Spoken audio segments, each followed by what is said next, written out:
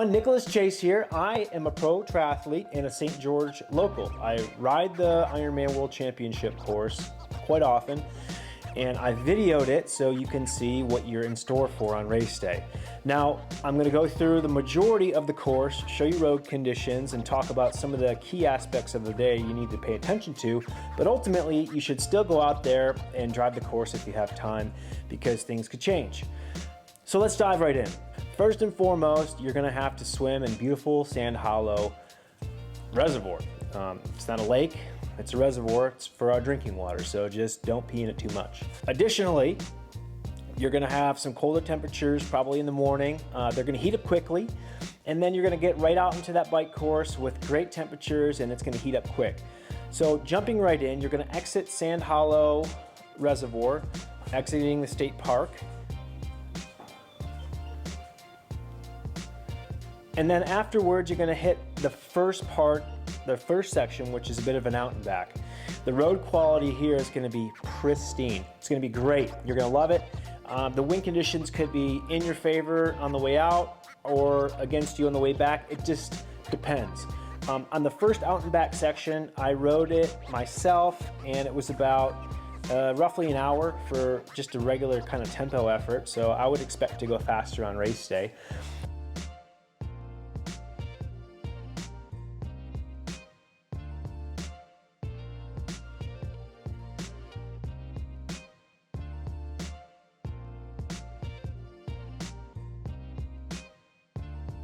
You're gonna go downhill real fast, bombing through this beautiful kind of like red-sided canyon. It's gonna open up, and then you're going to, yet again, climb. There are no flat sections on this course, just getting you ready for that. You're gonna actually hit a nice little grade. You'll warm up, then a nice little descent towards the turnaround at Warner Valley.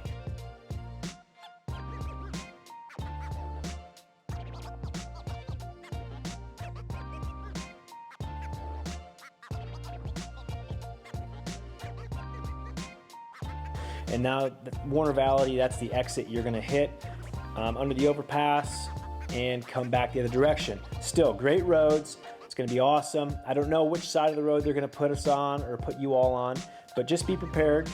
You can't get lost, it's an out and back. On the way back, you're gonna have to pay attention because you're gonna be going down and back up those same hills.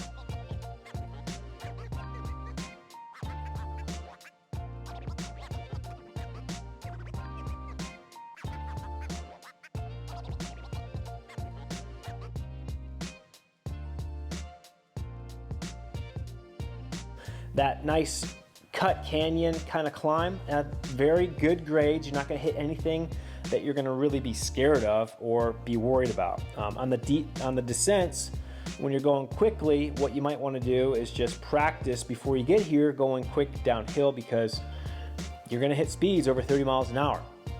And you're not going to be doing yourself any favors if you're riding the brakes, okay? So be prepared when you come to this course. And then once you get back to Sand Hollow Reservoir, you'll look to your left and you'll see it. And then you're kind of on the 70.3 course. You're continuing on the highway, and we call that Southern Parkway. It's brand new, the section you're gonna be riding from Sand Hollow all the way to the town of Hurricane. It's Hurricane, it's not Hurricane. I don't know why, but if you're a local, you'll say Hurricane. If you're not, it's Hurricane, and everyone will know it. Same thing with Zion National Park. It's Zion. I don't know why, but it just is.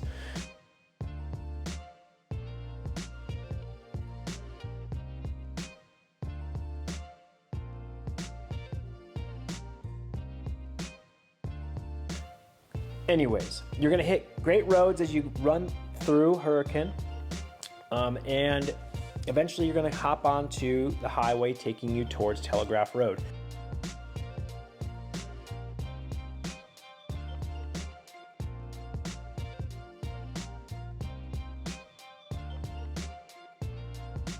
And you're gonna hit another slight climb as you go up.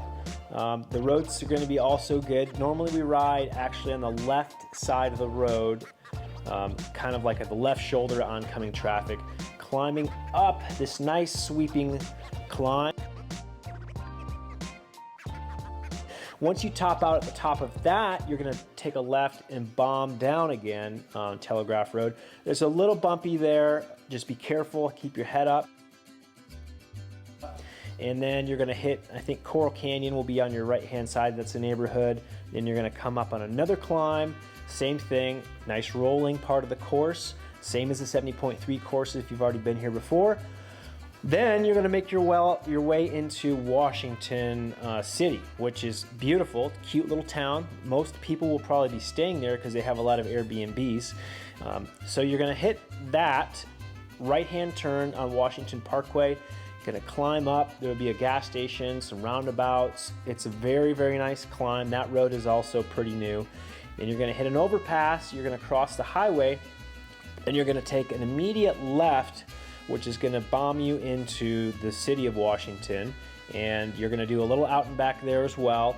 It's a slight grade on the way down, and then that grade on the way back up is a little bit more than you probably thought it would be, especially if there's a bit of a headwind in that section. So just be patient.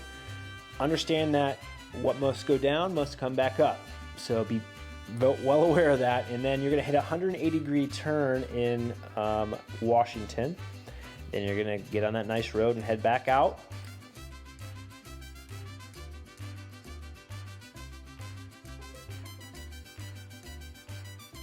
Then you're going to be heading towards Green Springs area on the same diversion on that out and back. You're gonna get right back on that road. And what's gonna happen there, beautiful roads. Nice swooping corners, nice open for you.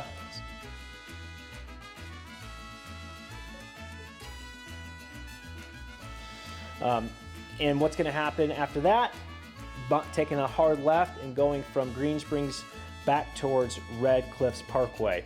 I think these are all the road names that are pretty accurately going on with that, but I'll label them on the little lower thirds so you can see the roads correctly. But I'm pretty good with roads, I guess, kind of. So anyways,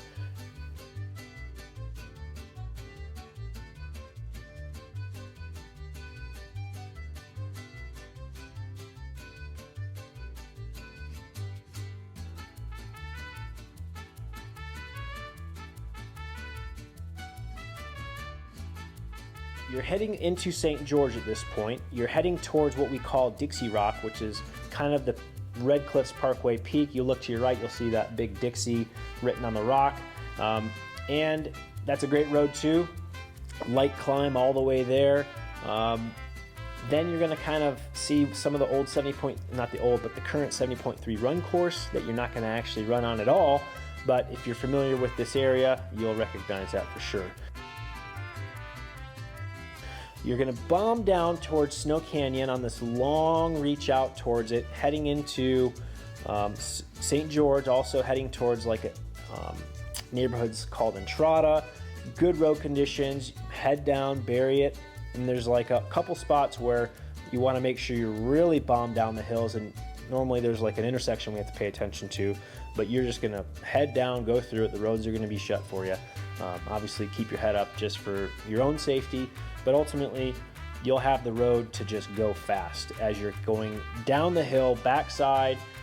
You can look to your right and you'll see all the red cliffs, and you know you're headed towards Snow Canyon. So you're gonna motor through there, then you're gonna see Snow Canyon diversion roundabout. You're not gonna go there on your first round, okay? You're gonna go the long route all the way back to this point, and then at the next loop, you're gonna take that exit. But for this purpose, you're gonna head continuing down past Snow Canyons on your right. You're gonna head down the road, great road conditions, super fast. Then you're gonna hit the end of that road, it's gonna dead end. You're gonna take a left. And then maybe like a mile, maybe a half mile, that's gonna bend around to the right, and you're gonna hit another highway. Don't remember the name of this highway, but it's the worst road you will have all day. Let's just put it that way. You're gonna take a right, it's a little bumpy, there's not potholes that you need to worry about, but the road is kind of chip seal, and it's just not very pleasant after you've been on that goodness all day long. So be prepared. You're gonna bomb towards Gunlock at this point. You're gonna kind of go through the Shivowitz Indian Reservation. There'll be a gas station on your left. My dog is just making my life so fun right now, just playing. Anyways, back to it. Once you kind of crest into the Indian reservation, you're going to drop again down into this nice little canyon, a little windy, and then you're going to sweep right into Gunlock, or towards Gunlock, and that's where the bulk of your work could really start to get ugly. This is where it's going to be kind of hot. It's going to take you a couple hours to get to this point, and also the roads are just chip seal, so it's not smooth, but it's not terrible. You don't have to worry about anything except for a couple cattle guards along the way. So one of them is a little bit off at a diagonal, so make sure you kind of follow the path of the, trying to go parallel or perpendicular with the rails. Anyways, practice going over cattle guards. If you're nervous, hopefully they put carpet over them on race day, but you never know, just be prepared. You're going to go through a beautiful section as you approach Gunlock State Park. You're going to hit some windy ups and downs. It's going to swirl around. If you have a headwind at this point, it's not fun. Just be aware. It's not fun if you got a headwind here. You're going to be tucking an arrow for that long stretch until you hit the wall, which everyone's going to be talking about, I'm sure. So you'll pass Gunlock State Park. Water's going to be on your left-hand side with the reservoir. Then you're going to go through the town of Gunlock.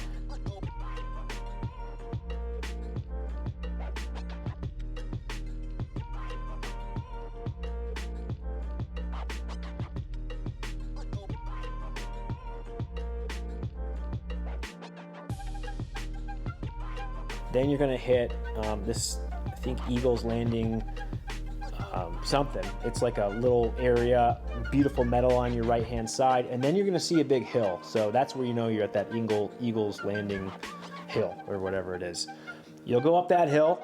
It's pretty steep. It's going to be well into your ride, so just be patient there. It's probably only going to last 2 or 3 minutes, so it's not super long. And then you're going to hit a plateau again, and then gently get your way back down towards a very hard right-hand turn, which is going to take you up at what everyone's going to call the wall. That's going to be probably well into your ride as well, maybe like 80-ish miles or something. So it's going to be challenging, but you might have favorable wind conditions. The good news is you're not going down that hill, because a lot of people would probably panic, because it's a fast, sweeping, open left-hand shoulder hill. A lot of people would be nervous on that. So anyways, you're going to go up this hill and then peek out towards the town of Vail. If you're in town, you want to get a good pie, go to Vail Pies. You're going to snake around, you're going to hit a crossroads, and then you're going to swing a hard right back towards St. George. And now you're going to be on a big highway with a big shoulder. It's still going to be rolling. Hopefully by this point, if you've had a headwind on the way into Vail, you get a tailwind on the way out, but you never know. You might have nothing, you might have a side cross. It's very unpredictable, so just be ready for anything and understand that you may have to handle some gusty winds if it gets to that point. So this part's going to be probably your most flattest section, and then it's going to open up to your fastest section, which is going to drop you from the top of like Diamond Valley all the way into St. George. And this is where the St. George 70.3 course also shares the course, because as you come out of Snow Canyon, which you're going to pass on your right-hand side, you will be bombing down that long swiveling section. There's only a little riser on that to get over. And then you start getting towards mile 100.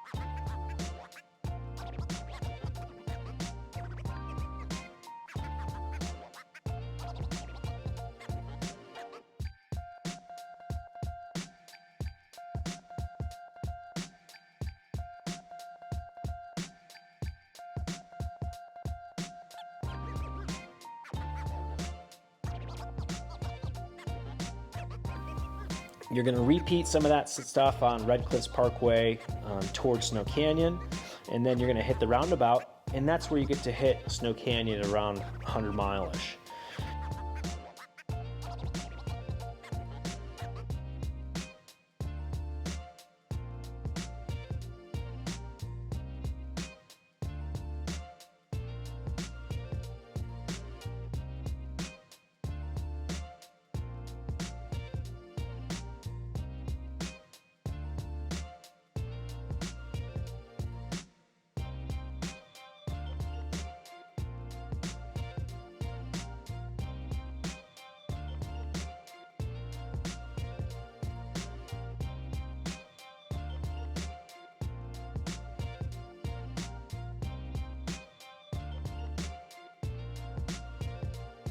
That's when it's going to be tough. Snow Canyon's tough. It comes in like stages, so it's going to start off gradual, then it's going to punch up to a campsite, and then you're going to flatten out for a hot minute, and then you're going to punch up again to another plateau, and then you've got the last 1/3 of Snow Canyon is where you need to save your energy, because that's the longest and steepest bit.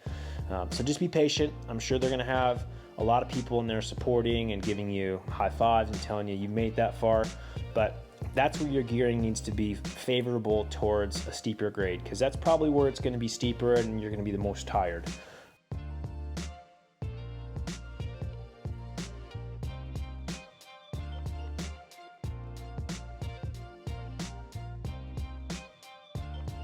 So get to the top of Snow Canyon, hang a right, then that's it.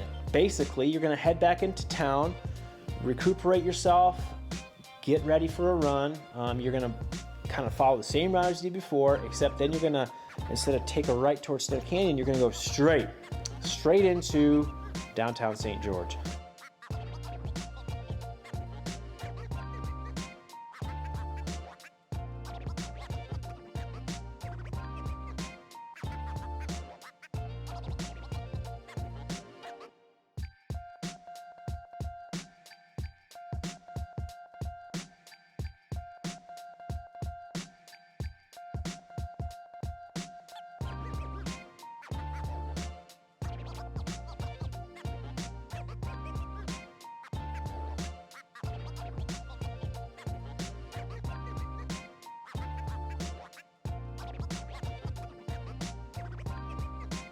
Popping onto Diagonal, and then headed towards that nice statue on Main Street, that Ironman MDOT. You'll have announcers, you'll have the town going crazy, and that's where transition's going to be.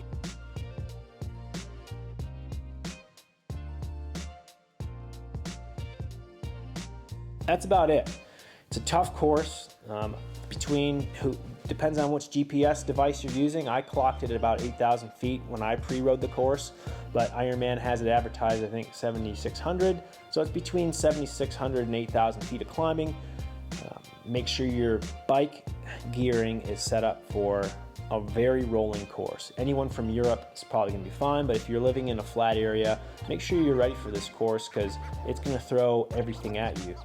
There's been times in May when it's been cold. There's been times when it's been hot. The climate can be very variable, to be very honest. So you might want to pack a little bit of a light windbreaker. You might want arm warmers. You might want some stuff you can shed and get rid of.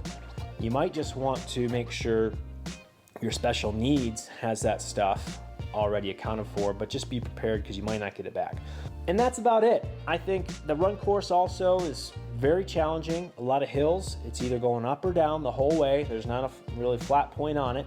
So make sure you pre-ride or drive the run course when you get here, because that sucker is also tough.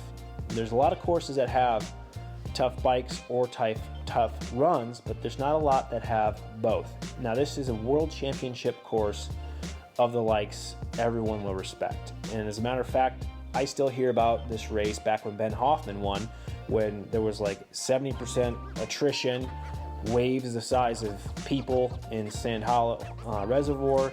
And I think this course is a little bit tougher, especially on the run course. So it's gonna be a slow day. Balance your efforts, but have fun out there. Make sure if you need anything, if you have any questions, I'm a local, so I can probably help you in any case of emergency. Nick Chase. So yeah, reach out if you have any questions, and I'd love to help you.